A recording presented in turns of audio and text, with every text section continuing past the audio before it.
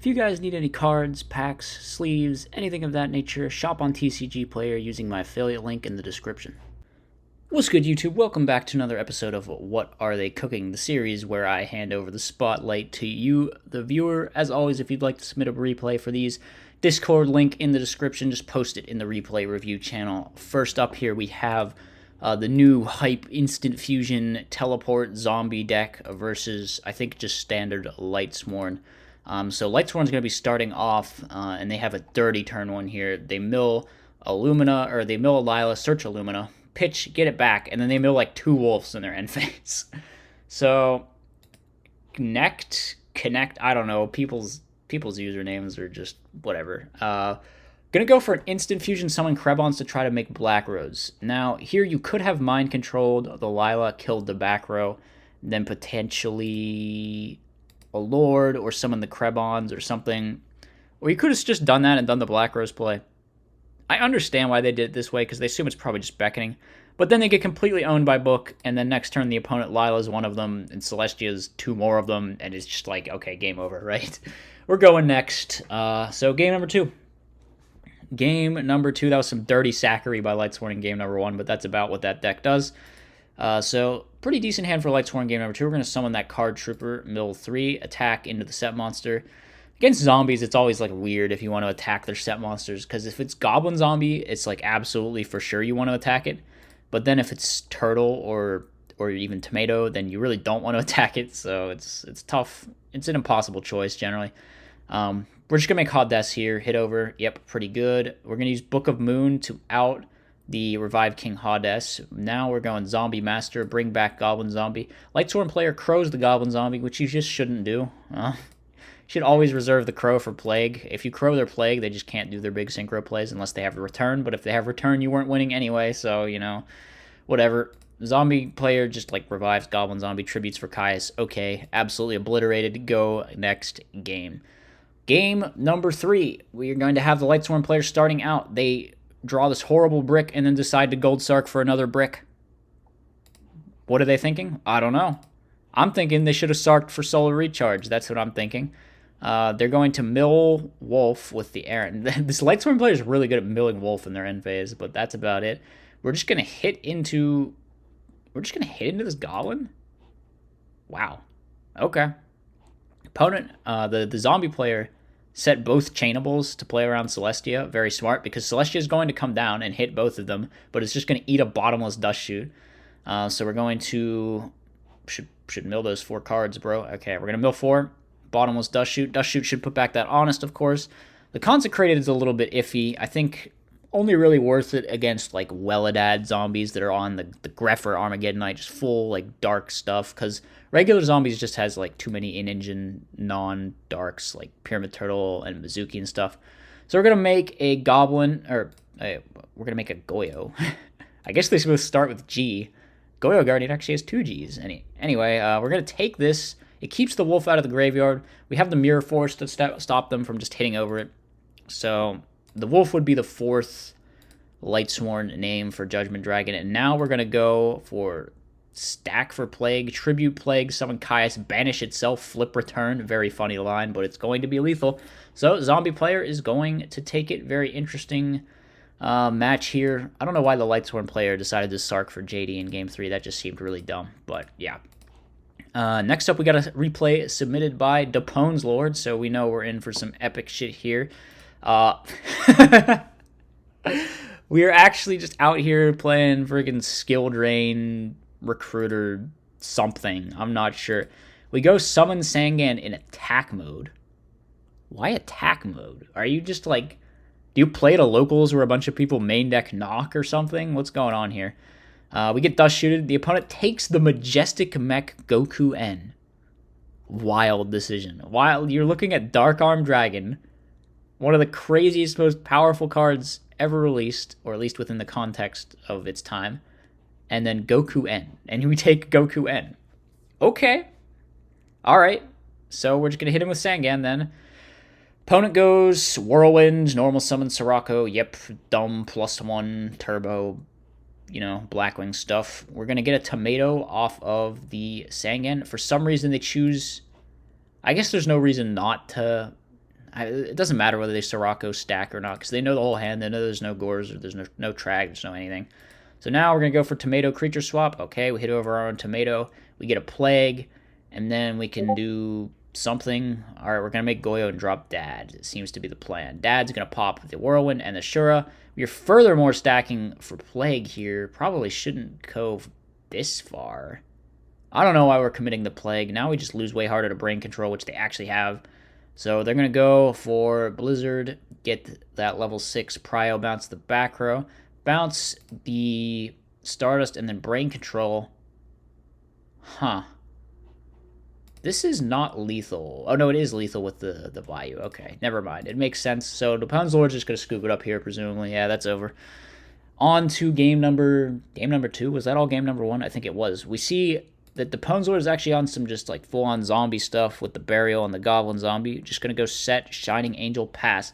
Blackwing player opens Dust Shoot again, this time with Solemn instead of Whirlwind. Man, that's crazy. All right. We're just going to float into some recruiters, and then I think Angel has to go first here. I believe that's how the chain order works out. So they get Dim Alk, which is kind of crazy because they could just get a Kalut and hit over this Dim Alk, and you would get nothing out of it. I don't know. Probably shouldn't have done that. But the third Angel isn't in deck, so I don't know what you are supposed to get. I guess Warrior Lady? There must be a Warrior Lady or like a Cyber Valley in here or something. But then the opponent just decides not to get Kalut and hit over Dim Alk, so I guess it's fine. But we got to eat this Solemn Dust Shoot first, so they're going to put back the Sangan of all things. We banish with Dim Alk, try to crash with the Shura, but there is a Kalut, so they're going to get another free search here. We add back the Mizuki. We get a Gale. We're going to Mind Control the Gale. That gets Solemn, so presumably we're just going to set pass. Opponent draws Legacy, really just showcasing how bad Legacy is in Blackwings. If you'd drawn something else, you probably could have just won the game here. But instead, no. Why are we summoning Kalut in defense mode? Just attack with it. All right, whatever.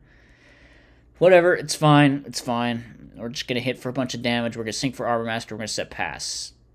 Are we seriously just going to, like, Krebon stall here? That's hilarious. All right, well, Krebons is going to successfully buy us a turn here. We pay 16. And we can go normal, Goblin, and this back row just is a Legacy. So, like, let's do our plays. I don't know why they didn't flip it. They had a turn to flip it. But now we're just going in with the Brionac, bounce everything back. We have Burial with Mizuki, so we're going to, like, go absolutely crazy here. Make the Goyo Guardian, get the Zombie Master, Burial it all back, Mizuki back, the Plague, make Stardust Dragon. Why didn't we just bounce their set monster and go for game? It would have worked.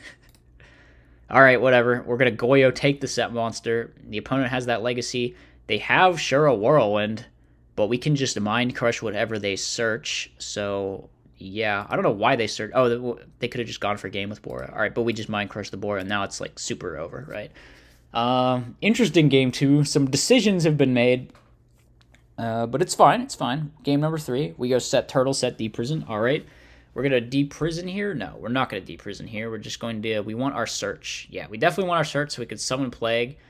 We try to creature swap, but we get absolutely owned by Icarus attack. That is not good. Goblin Zombie will get us a search at least. Could go for a Spirit Reaper, maybe hit direct, but we search a Mizuki. And then we normal summon Mystic Tomato attack. There's no Battle Trap, though, so it's going to go through. Shura hits over. Again, we have to summon first here. And we summon Sangan. They could just summon something and hit over the Sangan, but they don't. They summon a Bayou in defense mode. Why? Why are you just leaving Sangan there? All right, whatever. We summon Dimmock. We try to crash. It gets Book of Moon. The Sangan will hit over the Bayou, I guess. All right, so we'll hit over here. And we're still going to just not hit over the Sangan.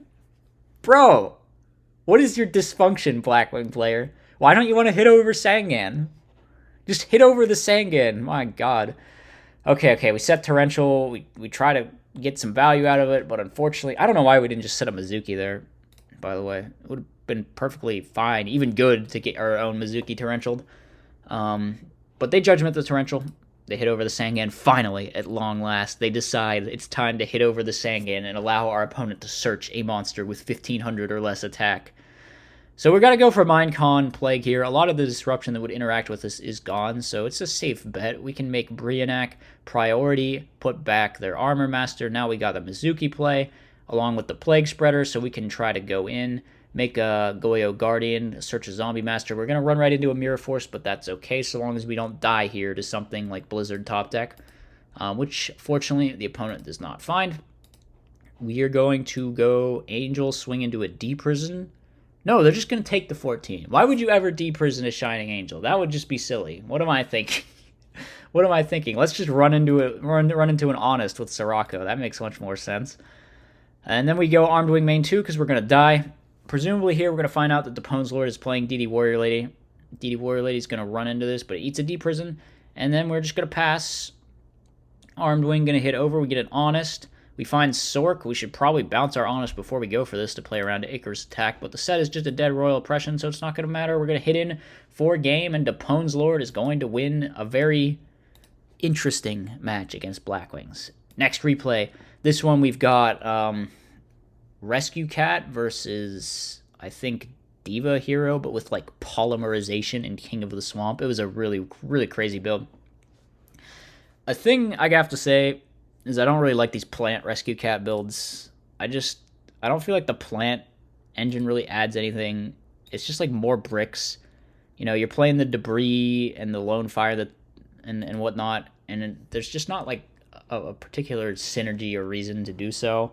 I can't really figure it out. It's like, why are we playing debris and lone fire? We don't play quick draw. We don't play like the field spells to use AFD with. It just seems like you would be better off playing quick draw. I'm not really sure.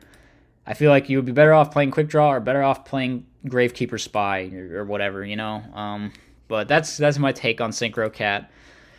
Here the opponent is going to go. They're just gonna pass. Okay.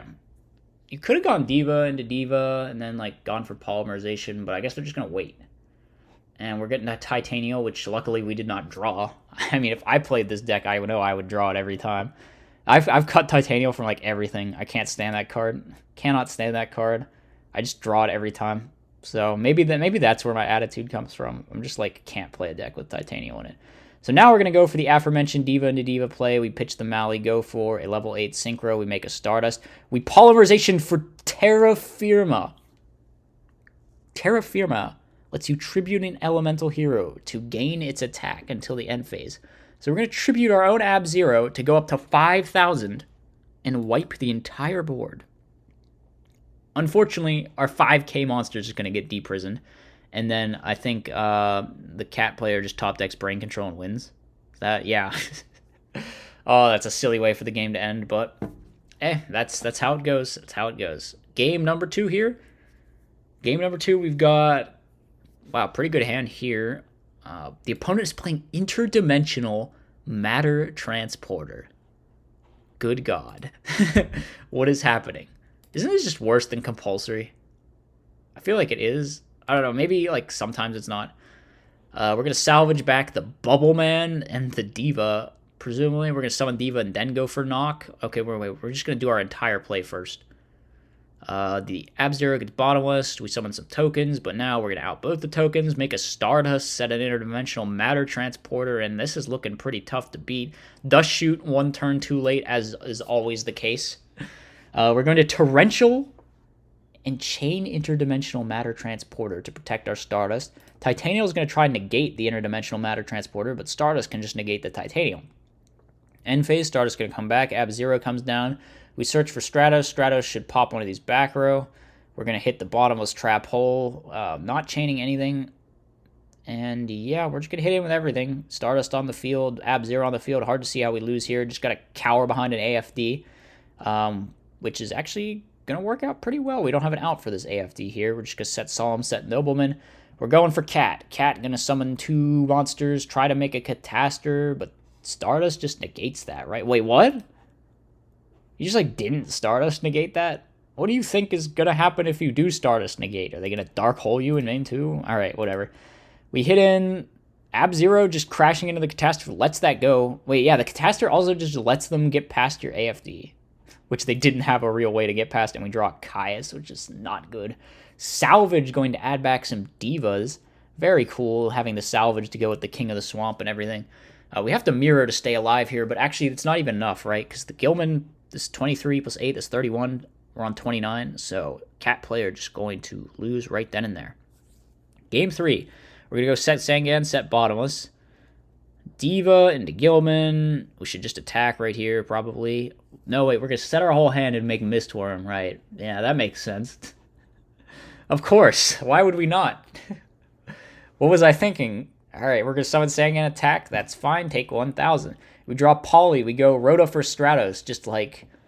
No, I went neg. No, I didn't. No, I didn't. We have Stratos. All is well. We have Stratos into Salvage. Salvage is probably going to get disrupted here by Crow on the Deep Sea Diva. Yep, but it still adds back the Bubble Man. Now we got Polymerization into Absolute Zero. Hit over that Sangan. Valkyria, unlike that Blackwing player, actually understands you should probably hit over Sangan. And yeah, we're going to pass here. We got to go for the Monk play. Monk pitch spell. Go for Cat. Wait, did we send it? Okay. Forgetting to send Cat. Very nice. Interdimensional Matter Transporter being used as like a pseudo-torrential tribute here, I guess.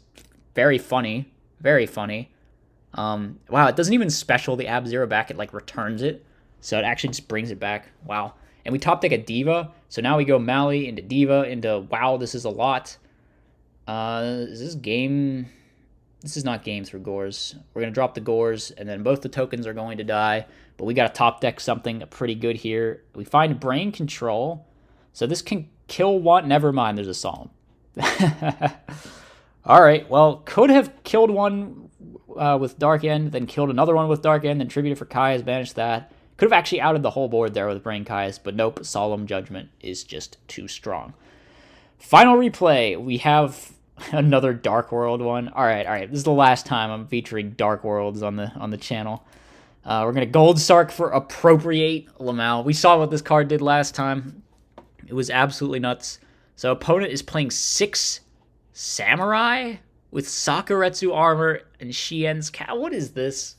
What is this deck, my guy? Come on. You can build a better 6 Sam list than this, surely. So we're going to hit over a Tomato. Tomato just gets into Sangan. Activating Dark World Lightning. We pitch the Silva. The Silva gets Bottomless. We summon the Plague. We make a Synchro. Oh, no. Now we just get Drill Warrior. No, wait. What? Why didn't we just make Drill Warrior? Why didn't we just make Drill Warrior and hit over this Iroh? Am I missing something? Am I missing... What does this do? What, 6 Samurai monsters attack? No, you could have just made Drill and hit over this Iroh. You could have just made a different 5, or made Drill and hit over the Iroh and hit direct. So now we're going for Drill when there's 2 back row. Fortunately, they're both just worthless battle traps that don't interact whatsoever. So it's all fine. We're going to Avarice, put everything back. We have the Appropriate now, which we could activate once this Dark World Dealings goes off. Now we activate Drag Down it into the grave. The opponent is playing Tragodia in Sam's. I mean, Tragodia is a based card, but I don't know if I would go so far as to put it in 6 Samurai. We're going to Sark for Dark Calling? You gotta be kidding me, dude. What do you make with Dark Calling? What do you make, actually? I guess we might find out. We're gonna hit into this Iroh, but it's just like a Mirror Force for 3. Bro, just banish your Drill. Oh my god, what is going on? Okay, we set the decree. The Grandmaster comes down, and somehow the Sam player is just winning right now. I don't know why we didn't just use this Drag Down. I guess we wanted to hold on to our Dark Arm, but it does just say draw 2. So, you know, the Dark Calling comes to hand, and then we pitch the Dad, and then we draw 2, and then we can Vortex Trooper, put this back. We can activate another Dragged Down and draw 2 more. Oh my god. Appropriate going hard here. We find Morphing Jar Avarice. How do you fit all of this into one deck, Mr. Dark World player? How did you do it? I'm so confused. Okay, we don't draw any more ways to make the opponent draw cards, and we are in serious trouble here. We draw Tragodia? We would have just died. We actually would have just died if we didn't top deck Tragodia off of the freaking Vortex Trooper. How are you this good? We're going to hit straight into a Battle Trap. We're not going to steal the Grandmaster for some reason. Why didn't we just steal the Grandmaster? Could have just pitched still. Okay, whatever. We have to flip Decree so we don't die to this Deep Prison. But we would have... if they could have just flipped this Sakuretsu in response to the Decree, and we actually would have just lost the duel or something. Or we'd had to make Black Rose Dragon. Okay, so now we pitch Grandmaster. Why did we wait? Alright, whatever. It's fine. All is well. We draw Gateway. These games are killing me, actually. You guys gotta... Oh, man. No, you know what? I actually live for this. It's fine. It's all good. We're gonna draw a bunch of cards with Brow. Unfortunately, the Appropriate is offline. The opponent has top-decked a Sork, but they just have nothing else. Why didn't they Caius? Why didn't they just win the game? Did they set this Raikou this turn or something? Alright, whatever. We're going to Typhoon our own Decree. This is why we put this match last, alright? So we're going off with the Dark World dealings, and now Appropriate lets us draw a bunch of cards. We activate Dark Calling to summon Dark Gaia with Legendary Jujutsu Master and Silva, Warlord of Dark World. No one has ever summoned Dark Gaia like this in the history of Yu-Gi-Oh, by the way. I just want you all to know. So now Dark Gaia is going to flip up that Raikou and stop its flip effect. And do a bunch of damage, but somehow with a billion cards in hand, we don't have game here, so we're just going to set and pass. The Sork outs the Dark Gaia, the Caius outs the Set Monster, it hits over the Grandmaster, and we just went plus 10,000 and still are losing the duel. Opponent's going to swing with Caius, we search Dandy, but it's fine, we got Gores here to potentially pull it back. On top of the Gores, we can go for something. The opponent uses the United to draw one. They get a Dimensional Prison, which is pretty good. It's going to be used right away, presumably here. We're going to hit into the Zanji. Main phase 2, we got to go for that quick draw. Synchro for Drill. We can go Brain. No, wait, we can't Brain. We don't have enough life. So we just got to set it as a bluff. We don't have any targets left for Tomato. What's going on? Opponent also has no targets left for their Rhoda. Okay, Drill comes back. We hit directly with the Drill. I guess that's fine. We pitch the Dad. We bring back Dandy, make Black Rose, get some tokens. And how is Samurai player winning this if they just don't have targets for Rhoda on deck? That means their deck is just empty. So we get back Drill. We swing direct. Eat a Sakuretsu Armor, but at the same time, we have to worry about decking out. I guess that's the win con. We have a card destruction that we can't activate because we don't have enough cards in deck. We eat a Sakuretsu Armor. The Gale's going to attack. We can stack for Plague, though, which makes our Dark World dealings activatable. We summon Gold. We can just make a big Synchro and hit over the Gale. Or we could play into Tragodia, which... Okay, Tragodia's in the grave, though, right? Yeah, it's fine. Well, it plays into Battle Fader, I guess. You never know with what the Samurai player was on. Wait, was it just a best of one? Alright, no more best of one Dark World replays. That's what I'm going to say. I mean, it was wild. It was a fun experience, but like, what the hell did I just watch? As always, be sure to like, comment, and subscribe. Furthermore, if you enjoy my content, you should think about becoming a channel member. You get access to tons of bonus content, and it's a great way to help support the channel.